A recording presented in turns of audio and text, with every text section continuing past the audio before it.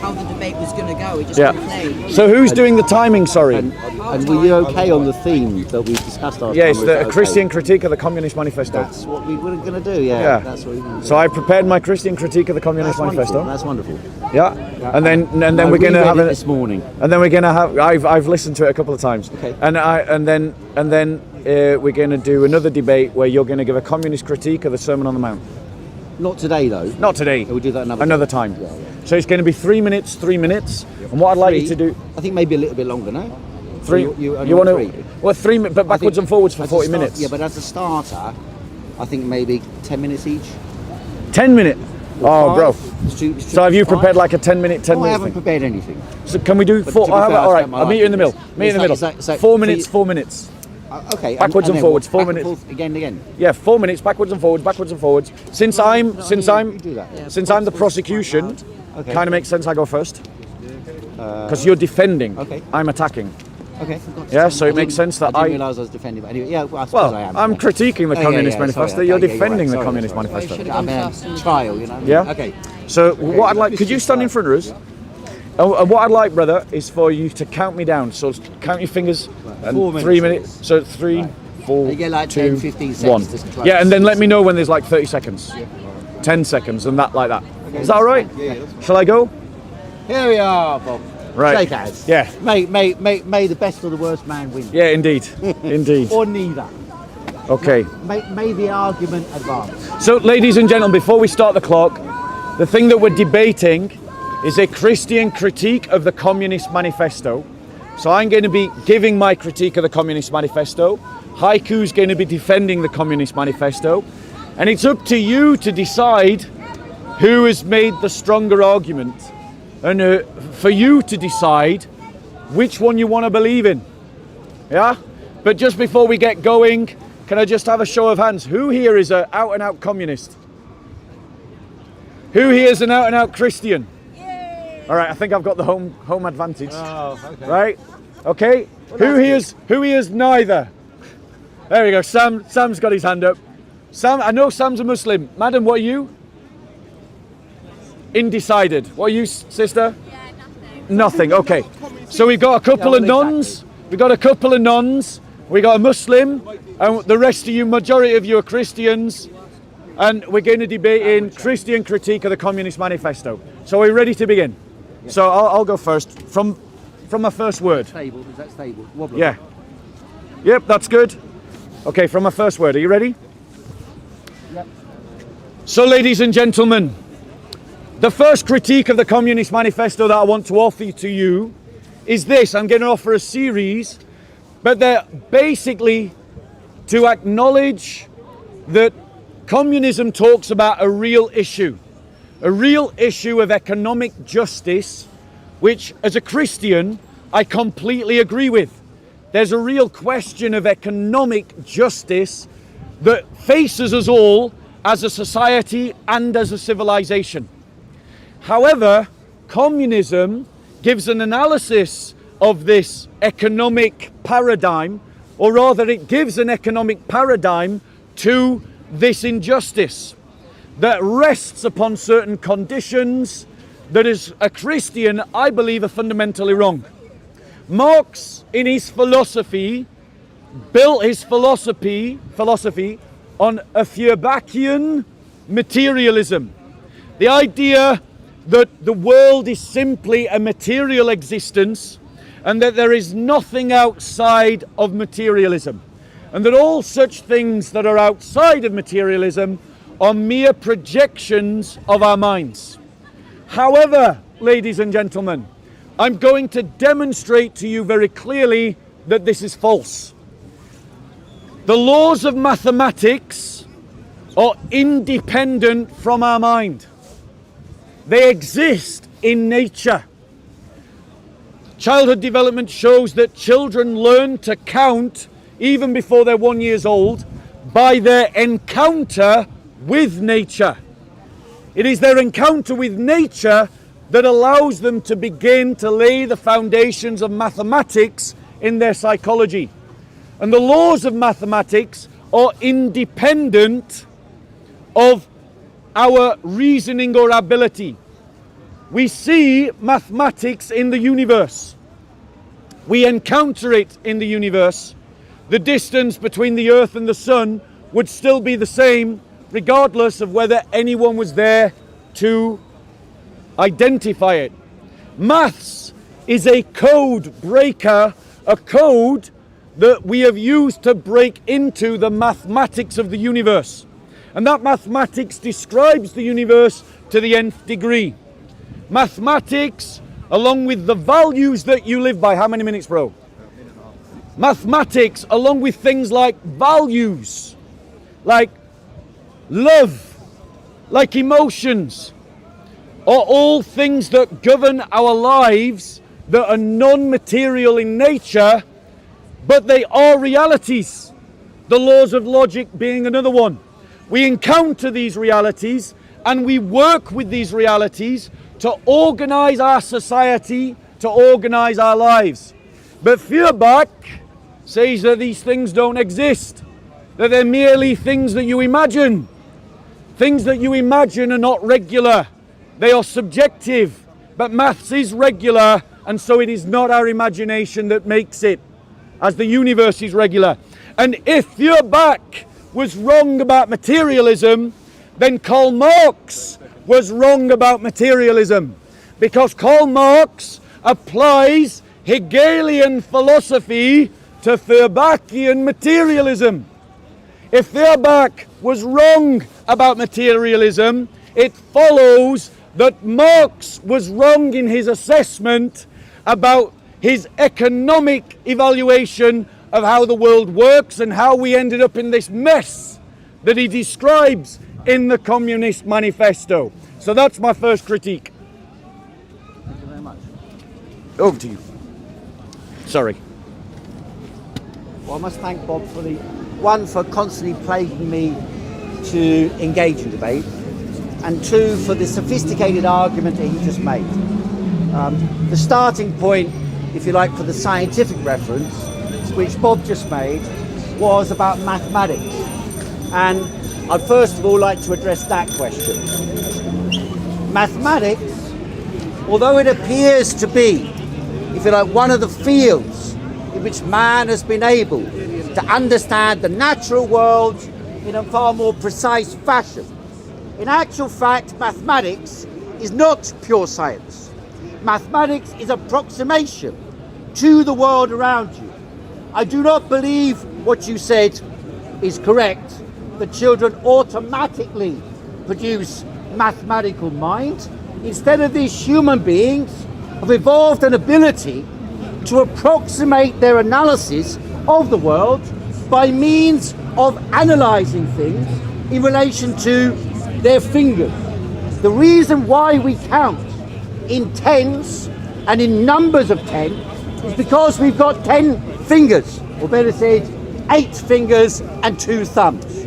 There is one tribe in the world, however, which counts in 20s, and that's because they don't have any shoes, and therefore their approximation is based upon their analysis of saying 1, 2, 3, 4, 5. What Marx argued philosophically is what the question that you've been addressing is: when we approximate to reality with mathematics, that we are not actually examining reality. Instead of this, we're coming close to it. So there isn't actually any object that is exactly the same as another object. By using mathematics, we approximate the reality of the world. It allows us to estimate, it allows us to calculate, it allows us to build, it allows us to engage in scientific thought, but it is not exact reality. It is an approximation to that reality. I can show this to you because if you ask the question, what is pi? Pi, by definition, I used to know a guy, Eric at Speaker's Corner, he could reel off about 20 numbers of pi. But pi continues forever. It has no final answer. In mathematics, this is the simple reality, that although for approximations purposes, mathematics can be used to enable us to navigate the world, like all scientific ideas, including Marxism, by the way. It does not mean that it is reality. Feuerbach, who you mentioned earlier, as a precursor idea to Marx's ideas, and a contemporary of Marx, Feuerbach said, to come on to the Christian question, man first shapes a piece of wood and then bows down and worships their own creation. So man is the creator of God and creates God, according to Feuerbach, in the image of the spirit of the positive elements within the religion. This could be applicable, by the way, to the Muslim religion, to Christianity, and to most of the human religions around the world, which are the product of the congregation of man in attempting to understand their human emotions and the dynamics of the universe around them. That's enough for now. I always enjoyed debating Heiko. It's a great speaker, very eloquent. This is how Speaker's Corner should have always been. It's a shame it's been dragged down. This is the kind of debates that we should be having. But ladies and gentlemen, I want to just address some of, can you show me? Yeah, no, yeah, thank you. Okay, yeah. So I just want to respond to some of what he said and then advance my argument. Firstly, ladies and gentlemen, Heiko doesn't appreciate the power of mathematics. The power of mathematics is such, ladies and gentlemen, that we can describe things to a point of decimalization that you cannot even conceive, to the millionth of millionths of places. And we can describe things exactly in such astrology using mathematical formulas that they predict things before we observe them. Meaning that we are encountering maths in the universe. It's good that he referenced pi, because pi is a perfect example. Pi describes a non-existent reality, a perfect circle. We've never seen a perfect circle, and yet we discovered pi as something, as an abstract reality, an infinite reality, a non-material reality, that through the use of pi we are able, it appears all over astrophysics, in countless theories of astrophysics, essential to how your satellites work and why your mobile phone works, ladies and gentlemen. Meaning that mathematics is describing something otherworldly, not of this world. It points to something non-material. Ladies and gentlemen, man worships out of awe. Man worships because when he looks at the stars pour forth speech that man is the creation of a creator. It is the glory of the cosmos that draws man into worship. That is why man worships, because awe is programmed into our nature. Awe is something that the God who created us put there, so that when we see the sky full of the stars of the Milky Way and that wisp of the clouds of the heavens, our spirits and our minds are lifted above the want of food to think to something higher, that maybe there is a God, maybe there is a purpose for my life. That is why he fashions the wood to offer it to his maker. Ladies and gentlemen, I want to advance my criticism by stating this, that Marx does not understand human nature. Marx believes that you are all blank slates and that your society fashions your being. Now, to some degree, I agree with Marx, because my position is not entirely different. I agree with Marx that the sheet of paper that we are born with is largely blank. But upon that sheet of paper is written a single sentence: be selfish. Human beings are born with selfishness. It's in our blood, like awe is in our blood.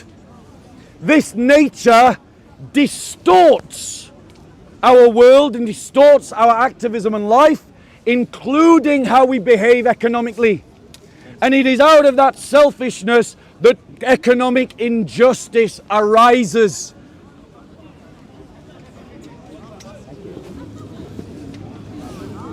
I will also address, I mean, we're kind of addressing each other's questions, so I'll do the same again. The ability to predict things is ingrained in the very nature of science. If you want to be able to understand whether you've worked something out accurately or approximated something relatively accurately, then you must be able to, on the basis of your observations, make a prediction about what might happen. Now, precisely because we are approximating rather than describing exactly what happens, there's always going to be a certain error within the discovery of science. And we've had a lot of that over the last few years. People claiming they know science, people claiming the science leads their pathway, and yet in reality, they led us up the garden path and led millions of people or billions of people towards a despair, destruction of their lives, and even the destruction of individual lives through you know what. Now, in relation to mathematics and abstraction, abstraction is the nature of man. We look at something, and when we use a word, just as when we use fingers for mathematical understanding, when we use words, we're abstracting. Bob is an abstraction of what Bob is. Because Bob himself is not a fixed entity. He is coming into being and passing away just as I am. 80 years ago, I wasn't alive, and in 80 years' time, I will not be alive. And therefore, Heiko Khoo is something that is come into being in 1963 and will pass away, hopefully not by 2024. But at a certain stage I will pass away. Therefore it's an abstraction about something in permanent motion. Anything that is in permanent motion and transformation from one form to another form, from inanimate to animate, animate to inanimate, by definition is in transformation and can only be viewed in motion as an abstraction. So then we come on to the question of human nature. I do not believe there is a fixed and frozen human nature.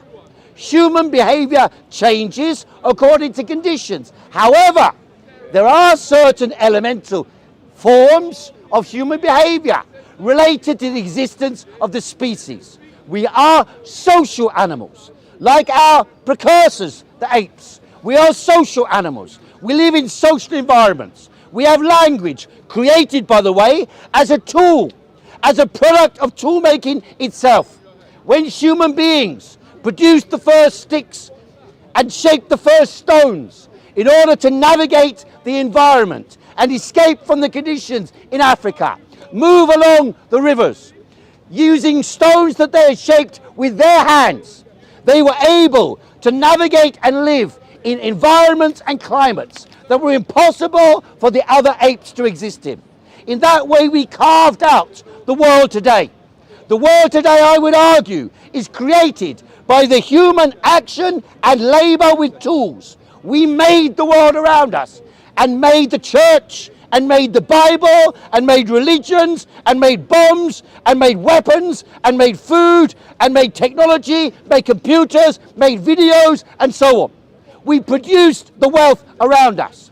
The problem is that mankind does not control what they do with their hands and their brains.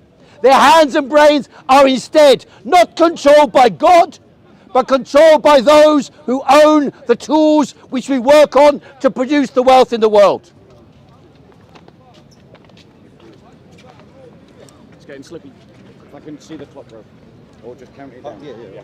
So, ladies and gentlemen, Heiko is as articulate and as entertaining as ever. We love him.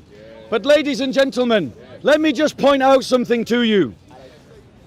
Since the scientific method was the development of the Christian church, let me explain to you what it assumes but never proves.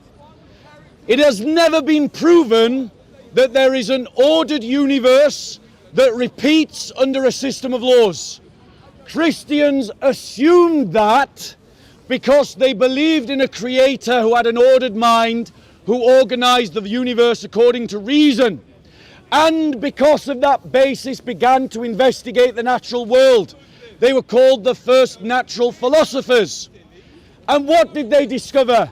That indeed, ladies and gentlemen, nature repeats itself according to law. Law indicates a lawgiver. Law indicates a mind. We can describe these laws mathematically, and we do, to a precision that you cannot possibly conceive. To the power of 10 to the 10 to the 30. That is the preciseness of math. You can't even think of that number, it is so great.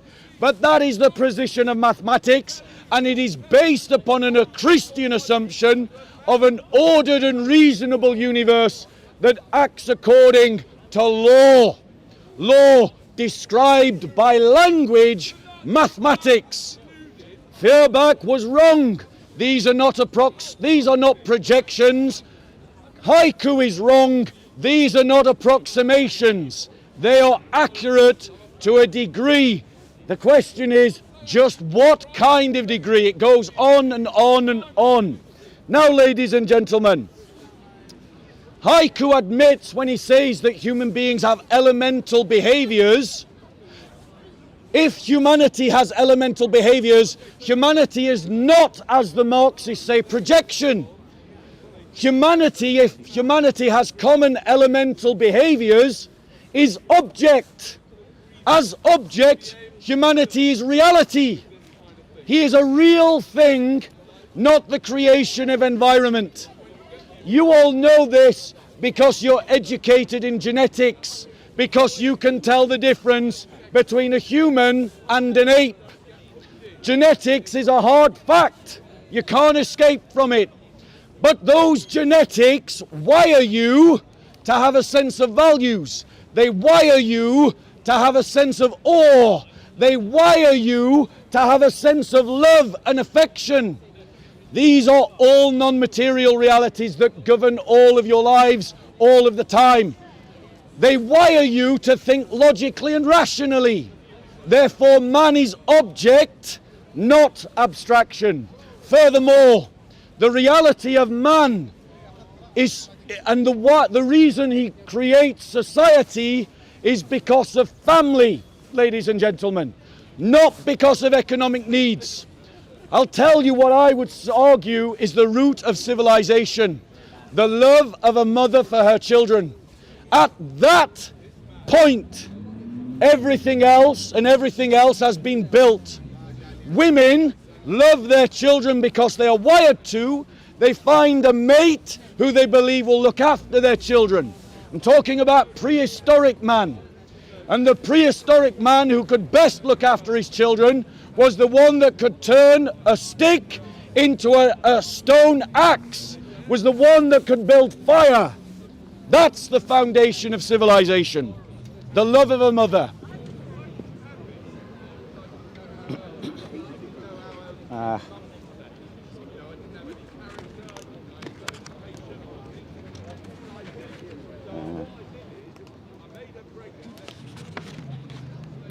Okay. So, when Bob says the family unit is independent of economics, I beg to differ. People who fall in love and get married, they often have, in fact, the marriage contract itself is an economic contract. And even the term that we use in the West to denote family has changed in its meaning over thousands of years. In ancient Rome, when the word family originated, the time of Jesus Christ, or before, a little bit before, in the Latin, the word familia meant a man and his slaves. It did not include his wife. It did not include his children. It was an exclusive property relationship. You could pass on your slaves, and that would be the family. You could not pass on your wife or your children. They were not part of the family. Family has also changed over history. 150 years ago, an extended family with the grandparents, the children, and the grandchildren lived together. In other communities, for example, in Papua New Guinea or in Malaya, in the longhouses, people living collective lives. Often there were, in history, matriarchal or matrilineal communities. In Chinese, the very word for family name is descended of the woman. So there is truth in the idea of the maternal love, because naturally the child comes out of the woman. They have naturally the greater love for the children than a man, in that direct sense. And matrilineal descent also exists in the Jewish community. There are communities, even to this day, that are matriarchal. For example, the Yao tribe in Yunnan province, the Bantu in Africa. And there are many others historically where women have had a higher position than they have today, or a relatively equal position with men. And therefore the family itself, as a unit, has been changed according to certain conditions. What are the conditions? In Tibet, for example, brothers marry one woman. In Tibet, they will marry a woman in common. That is because of an economic function. At that time, in the origin of Tibetan civilization, there was a shortage of women. So they would go and grab a woman and share the woman between two brothers. Human family relations, much as they are hallowed and venerated in human society, are dependent upon economic conditions. And by the way, in the manifesto of the Communist Party, written by Karl Marx and Friedrich Engels, it explicitly deals with this. He said, you accuse us of trying to destroy the family. Whereas in actual fact, the working classes, this was in Victorian England, the working classes do not have a family that you are describing. The family you describe is the bourgeois family, the middle and upper class family, where you can open, if in modern day times it would be, you can open a fridge and there's always something in there. Ladies and gentlemen, at no point did I describe the family. Not at all. Just watch the videos again. All I said was that civilization was created from mother's love. That's what I said. Because that is how civilization formed. A woman would seek her best mate, she would create a mate, and then her matrilineage would go on, and she would seek to create a man that would help to protect her children, and then the men would work together to protect their children. So at the heart of civilization is the mother's love. The Communist Manifesto is the idea. I suppose you could flip it and say the heart of civilization is the sex drive of men as well. I mean, you could flip it that way too. But the point is, it is the basis of civilization is not economic transactions, as the Communist Manifesto argues. I'm not in favor of the bourgeois family criticized by the Communist Manifesto. I don't deny that families interact with economic realities, and that economic realities form and fashion our lives. I'm simply questioning what is at the bottom of the movement. That's the argument that I'm making. Let's be clear, families are born of blood. That's what makes a family, and that has been true no matter what the economic situation is. Because mothers die for their children all over the world, and have done so since the creation of man, and have never not done so regardless of the economic situation. Ladies and gentlemen, and this brings me on to another point of our argument that I want to make, is that the communists see political injustice and economic injustice in the world, and they call the world to revolution amongst the proletariat. It is a doctrine and a philosophy of envy that seeks to pit the proletariat against those who are economically better. Christians are every bit as committed to creating a just society as the communists. We are, and we have. Christians abolished the slave trade. Christians gave women rights because he was right in his description of the Roman family. Women were nothing in pagan Rome, but they became people in Christian Rome. Christians developed the idea that anyone is equal in Christ regardless of the colour of their skin, that slaves were equal to their masters at the agape feast of the church. Christians were the ones that abolished the gladiatorial system and the spectacle of feeding men to lions. Christians were the ones that outlawed murdering your slave because they were a person and not a piece of property. Christians were the ones that for 2,000 years have abolished slavery, something that keeps reoccurring because of economic injustice. And Christians today are still fighting against slavery.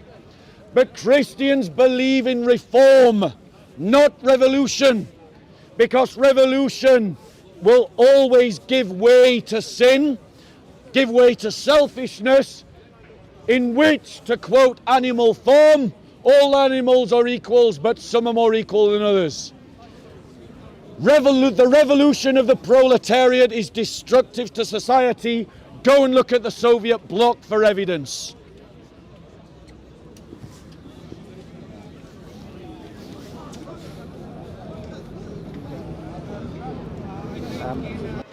A little earlier, Bob was talking about the science of nature being God-driven, and we understand that God-driven nature because we understand God, or we come to understand God or attempt to understand God. Well, in reality, when Galileo confirmed the ideas of Copernicus that he proposed in the 14th century, when Galileo explained this, he was attacked by the church, not because of Bob, but attacked by the church because they said they had worked out the nature of the evidence in the universe. The universe was created by God, the earth was the centre of the universe, and everything revolved around it. And for centuries, people had attempted to understand the world based on this approximation to reality. Where did this approximation come from? From the very thing we see in front of us now. The sun setting. Of course, the sun is not setting. The earth is moving. And yet, for thousands of years, or perhaps millions of years, human beings and our ancestors conceptualized the world in an attempt to approximate reality by saying that the sun is moving around the earth. It was natural for us to think this. Scientific method is about discovering things that perhaps appear to be natural and normal, not being so. Things that appear to be stable, not being so. So things that are fixed and stable, for example, again, you mentioned, I think it was family units again, born of blood. Born of blood was the argument. In fact, in many times in history, there have been group marriage. There are many communities around the world where you don't know, some communities don't know who the father is. There are matriarchal communities, even to this day, where all children call all the women mother. And the brothers are considered brothers. The men are brought in for procreation and expelled thereafter. We don't know then. Sometimes there are cases in some parts of the world where people have multiple partners and get pregnant and they don't know who the father is. And therefore, human sexual and social relations are not simply governed by a God-driven imperative. Human beings have been forged in their environment, in the interaction with their environmental circumstances. The modern world today uses a lot of words that are supposedly precise words for reality. And yet you see today, for example in Israel, one person's terrorist is another one's murderer. One person's terrorist is another one's freedom fighter. And therefore what you get is, depending upon which interests are being discussed, we get a different interpretation of reality. America says the Israelis are fighting for their defense of their freedom. The Palestinians say they are fighting for freedom against the occupation of their lands. The interpretation of language depends upon the conditions, the circumstances, the interests at play. And therefore, I do not believe it is correct to have an ahistorical view of language, an ahistorical view of mathematics, as if it's something created by God, and all of us therefore are merely approximating God. We're approximating the universe, understanding of the universe, but we're also doing so based on particular interests of particular groups. How you doing? So, ladies and gentlemen, let's be clear, because Heiko has misheard me again. I have not said that human nature is driven by God. I said that human nature is driven by sin. That's what I said. And to this, I want to call you to the only true revolution, the only true path to which man can achieve justice in this world, and that is by submitting ourselves to Christ, by recognizing our own sinful nature, and by rebelling against that natural selfishness that at every stage and in every way can distort human behavior and can twist the way that we behave. But I want to be clear, I am not calling you to utopianism. That is the fallacy of Marxism. That's the fallacy of the Communist Manifesto. It promises you a lie in which every problem in society will be solved by the eventual establishment of communism, in which there will be no injustice. These are lies. Human beings are always and will always be in a spiritual war against their own selfishness. And it is only when we address that that we can truly begin to mitigate the problems and the injustices that we see in the world. It's only when we take seriously discipleship in Christ and love our neighbor as we love ourselves and seek the good that we want for ourselves, for our neighbor, that we can begin to mitigate the injustices of sin.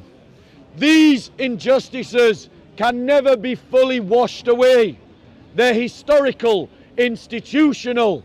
They are rooted into every aspect of our lives. And so it's a constant clean-up job. And that, ladies and gentlemen, is why the church calls us to constant siempre reformanda, as opposed to revolution.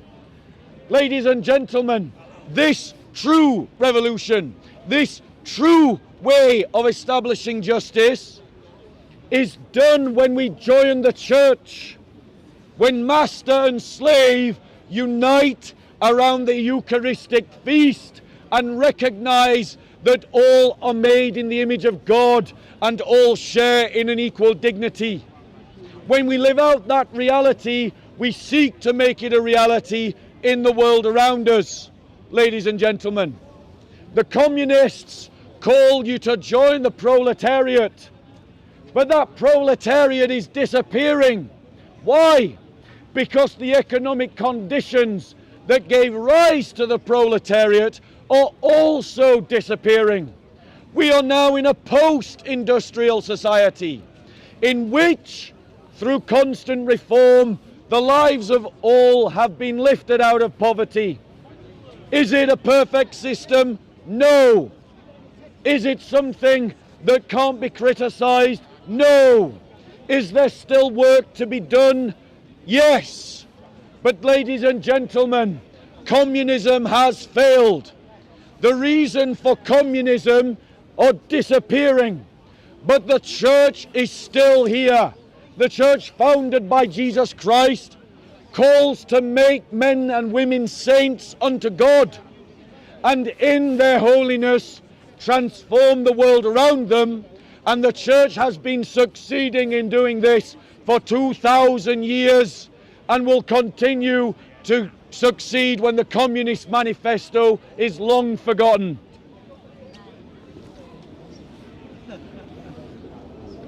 How many more you want to do? Uh, We're drawing to a close, aren't we? yeah. Do you want to do... One more each? Okay. Yeah, one. No, two more each. Two. Two more each. Done. Or one longer one each. All right. What, 8 minutes? And that's 2. 6. All right. We're going to do 6 minutes each. No, this one 4 I've got because I'm replying. Okay. And then after. So 4, 4, and then 6, 6. Yeah, okay. Yeah. Okay. The discussion about revolution.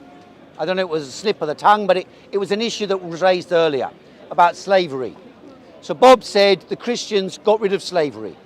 But don't forget there was slavery in the United States of America under many Christian rulers. The presidents of the United States had slaves. There is more slavery in numerical terms today than there was even at the time of the United States slavery. And therefore the idea, I don't know if it was a slip of the tongue, that master and slave must come together, I think is wrong. I think the slave has the right to take action to abolish slavery. And those who agree with the abolition of slavery have the right to join hands with them to abolish slavery. And if that means challenging and overthrowing the physical power of the slave owners, then so be it. And that can be used as an analogy for the human condition around the world where you describe a world that I do not see. I do not see the alleviation of poverty around the world. On the contrary, particularly since 2020, poverty in the world has been skyrocketing.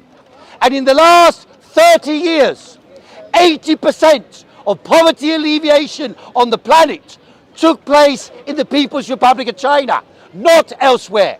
The majority of the world suffered a decline in living standards. Even Britain, France, Germany, the United States of America, Switzerland, Sweden, the wealthiest countries in the world have been suffering a decline in living standards for the overwhelming majority of the population for the last 10 years or since 2008. So this is a myth that capitalism is raising the living standards of the people. The idea that the proletariat, the working classes who live by selling their labour power, their ability to work for a period of time, every week for a wage, the idea that they are declining in number, I think is totally inaccurate. They are increasing in number. In Africa, in Asia, in China, in India, the number of working class people selling their ability to work on the marketplace, looking for someone who will employ them, working on something that is not theirs. What they make is not theirs. What they do is not theirs. Their creativity, their energy, their effort, their love, that doesn't go towards producing what they want. It goes towards producing what the capitalists, the owners of the means to produce wealth, the owners of the land, the owners of industry, the owners of the machinery, the owners of the banks, the owners of the insurance companies, and by the way, those who dominate the politics of the entire planet. They control what happens with the resources of the earth, the physical resources, and the human ability to make things. And rather than being controlled by those ruling classes, by BlackRock, by Vanguard, by Barclays, by the big multinationals, by the arms industry, by the pharmaceutical industry, and partly by the church who invest in them, rather than that, human beings, in my opinion, and I believe that is the great endearing message of the Communist Manifesto, just as there are endearing messages in the Bible, the endearing message that will maintain the permanence of the influence of the manifesto is that it is a cry to the working people of the world to take control of what they do with their labour and organise the world for the benefit of the overwhelming majority of humanity.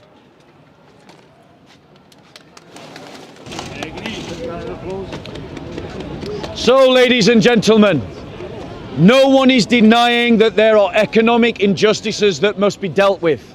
As a Christian, I want to see a world in which people are not trapped in poverty. We're doing 4 minutes, 4 minutes. So I want to see a world in which, I'll just stop until you've reset the clock. I thought it was 6. No, it's 4 minutes, 4 minutes. 4 then. Did you just do 6? I did 4. Right, so it's 4 minutes, 4 minutes, then 6 minutes, 6 minutes. He does 6. Okay, Well, so ladies and gentlemen, I don't deny that there are economic injustices that we should deal with. But the question is, what's the best way to deal with them? The Communist Manifesto encourages us to be men of violence, to envy those who are better than ourselves, and to take control of the means of production through an act of force.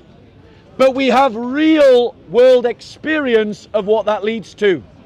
Look at the communist world everywhere in the world. It has led to failure. It has led to destruction. It has led to death. 20 million Christians died in the Soviet Union. Christians are being arrested in their thousands in communist China. And for what crime? Because they aren't communists and they won't worship the Communist Party. That's what communism leads to, when you decide that the ideology is more important than the human person. Ladies and gentlemen, masters and slaves, the bourgeois and the proletariat must work together to alleviate the poor. You do this by changing their heart, by changing their attitude. In other words, by making them saints, ladies and gentlemen. He talked about the slavery in America, but he forgot to tell you that those American slave owners gave revised Bibles to their slaves. Why? Because the Bible inspired the destruction of the slave trade, and the people knew it. And so you can go and see slave Bibles where they've taken out entire chapters, words, verses and books, precisely because they feared its revolutionary idea that slaves and masters were equal. Ladies and gentlemen, all economic systems, whether you're a capitalist or a communist, all of them fail when they are critiqued from the perspective of the environment. I am not a capitalist. Capitalism will fail because it does not value nature, and it sees nature as only valuable insofar as it meets the needs of man. The problem is, communism shares that understanding of nature. But as a Christian, I am committed to the belief that God said that the world was good before he created man, and so nature has a dignity separate and independent from the nature of man. The reality is, ladies and gentlemen, all of our economic systems are failing, and they all will fail until we recognize the intrinsic dignity of the world around us, and that we recognize that the otter has as much right to the river as the town. Ladies and gentlemen, this is where we need to start building a new economics, and it is neither capitalist nor communist. And the reality is, ladies and gentlemen, if the ecosystem collapses under our feet, it will not matter whether you are a communist or a capitalist. You will starve all the same. You will die of sunstroke all the same. We need to move beyond this debate, because the issue we face is far greater, which is the collapse of the ecology under the weight of industry. I'll just do 6 minutes now. Let's do 6 minutes. I don't want to do another 4 minutes. You do 6 minutes and I'll do 6 minutes and we're done. You all right? Yeah. So, firstly about revolution. Well, we both talked about revolution. He's talking about what he believes is a Christian revolution, which he thinks will remove the sins of man and make human beings more closely in relation to their maker. and that this will, if you like, alleviate the problems on earth. I'm not sure if that means that everyone in the world is supposed to eventually adopt Christianity. I don't know if that's what the argument is. But if it is, well, good luck to you. I don't see it happening, but good luck to you. You probably don't see anything I'm arguing happening. So be it. We're talking about ideas, about how human beings can live on this earth. We're not talking about what God told us to do. We're talking about how we think ourselves in this world, living in real conditions. And those real conditions give rise, under capitalism, to the most grotesque inequality in the history of humanity. 8 individuals, this was several years back, it's worse now, 8 individuals own more wealth than half of the world's population. So the idea that poverty alleviation has resulted, it hasn't. There is more inequality in the world today than ever before in human history, and it is accelerating as a consequence of the accumulation of the technology, of weapons, of computers, of artificial intelligence, of pharmaceuticals, of chemicals, of bacteriological sciences, and also, by the way, of those who proclaim themselves to be the defenders of the ecology. Beware when people tell you they are about to defend the whole of humanity with their economic activity. Beware of those who tell you they are protecting the planet. Beware of those who tell you they are protecting the environment. What they are actually doing as we speak is they are organizing to seize control of nature, to privatize nature, to pretend to you that you should not travel anymore. You should be restricted in your movement, because otherwise you will destroy the planet. You shouldn't use what God gave to man, the oil, the gas, the resources under the earth, which have existed for millions of years and are constantly being reproduced by the dynamics of the internal motion and matter of nature under the earth. These are the resources given to us by the universe that we can use for the benefit of humanity. But some people, those who own, those who control the wealth of the world, those who control the banks, the largest companies, 140 companies control 40% of the wealth of the world. 780 companies, the world's largest, own and control 80% of the wealth of the planet. Those thousands of people who run those companies, 10, 20,000 people, and their hangers-on, they shape the destiny of humanity, but not consciously. They don't shape it according to some grand design, some great plan. They've got several plans, many plans, all of which are to the detriment of humanity.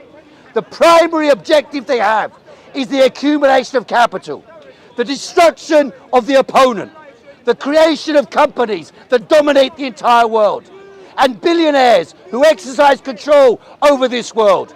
They seek to expand their power, to maintain their authority, and to use all the weapons at their disposal: technological, scientific, economic, political, and, as we can see in the last 3 weeks, military, to maintain their wealth and power to the detriment of the overwhelming majority of humanity to this day.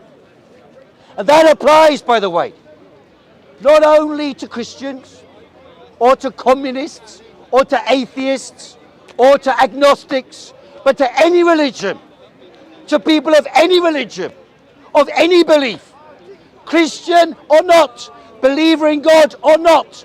All of us suffer as a consequence of us not having control over what is done with our labor, what we do with our creativity, with our love, with our energy. We do not control what we do, what we make, as Isaiah in the Bible says, what they made with their fingers. We do not control what we made with our fingers. And by the way, the reason why Bob is here, why the Islamic preachers are here, why the Christian preachers are here is because the Christian church and the Islamic faith, they are governed by people who do not serve the interests of their own people. The reason Bob's here is because he believes the church is not serving the people who are Christians. And therefore, I believe that the answer that working people of the world should take over the running of society corresponds with the interests of Christians and people of other faiths, as well as people of no faith. Thank you very much.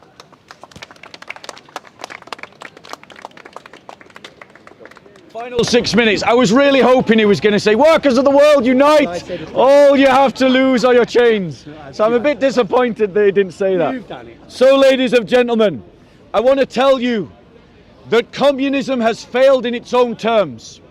Communism has failed to create a proletariat. Communism has failed to bring about the revolution. Communism, even when it had momentary success, has only brought destruction and failure to the societies where it has dominated. But the church has succeeded in its own terms, because in every generation the church raises up saints. And what do those saints do? They fight for the poor and the oppressed. And they have done that for 2,000 years, and they are still doing it today. And I join with Heiko in raising up awareness about the plight of the poor. But the solution to the plight of the poor, ladies and gentlemen, is not in revolution. It is not in a dialectic of envy and violence. It is a rigid, stern, firm commitment to the transformation of society, inch by inch, centimetre by centimetre, policy by policy, rule by rule, that elevates the poor out of their deprivation. But ladies and gentlemen, the reality is that as a Christian, I am not committed to any economic system. The church lived in an economic system of slavery, of feudalism, of industrialization, of post-industrialization, of Soviet communism, and in all of those economic systems, it raised saints that worked for the betterment of the people that were around them, because they were inspired by their love for their neighbor. Ladies and gentlemen, to establish that sense of justice that our hearts naturally yearn for, which again demonstrates that it's not Feuerbachkian materialism, but we yearn naturally for this non-physical reality we call justice. It is because our hearts yearn for the reality of God, from which all justice flows like a river. And so by embodying him in our lives and becoming saints in his holy church, then and only then are we properly equipped to bring about the only true revolution. Not revolution against economic systems, but revolution against the selfishness in our own hearts. That selfishness that prizes our side over theirs. And communism leans in to that selfishness and inspires you to buy into that selfishness. Ladies and gentlemen, I agree with his criticism of the economic campaigners of today. That campaign has been hijacked by people that are abusing it for their own selfish interest, thus demonstrating once again another evidence to the fact that we are naturally selfish, and that is the root of our problems. A problem we cannot solve. It is a problem that we can only mitigate through discipleship in the way of Christ. Ladies and gentlemen, to be a saint is to be a true revolutionary, but he's not a revolutionary of violence. It is a revolutionary of love, transformative love of yourselves, of your families, of your communities, of your society, and of the economic system itself. Ladies and gentlemen, it is an act of will to lift the poor out of their poverty. It is an act of will that the communists want to achieve through violence. But if you're willing to kill your neighbor, you've already lost. And the communists have already lost. The paradigm of our economics has already shifted beyond the debate of the communist state versus the capitalist economic system. What looms on the horizon is ecological collapse, and that is what we must now find an economy for. And we should not allow self-interested parties to capture that debate for their own selfish interest, and I would stand with Heiko against them. Ladies and gentlemen, the Liberals say that we should be free to have private property to be used towards private ends. The Communists tell you that we should have public property that is organised towards public ends. I want to tell you as a Christian that we should have private property and that we should be inspired to use that private property for the common good. And what is the common good? The common good is that good that when it is divided, it is not diminished. And we should use our private property to create social and economic justice. That we should create a society that is not dominated by self-interest, where we favour not-for-profit businesses over profit-making businesses. The real choice that is laid before you is between discipleship in Christ or discipleship in Marx. And I leave it to you in good conscience to decide which will work and which will be better. Thank you very much. I want to give Heiko a gift. Yeah, I want to give him a gift. A signed Bible. Nope. You've got a Bible, right? I've got a Bible. Right, this is not a Bible. Bible in the police station. Really? I kept it. Nice. When he said keep it. Great. Right. Here's a gift for Heiko. How can we create a just society? That's my gift to you. God bless. Thank you. Pleasure, absolute pleasure. Great. I wish Speaker's Corner was like this every Sunday. Yes, work to be done. Yeah. If anyone wants to ask me any questions, I'll be over by that fence so Heiko can get on with whatever he's doing. So if you want to ask any questions, I'll be over there.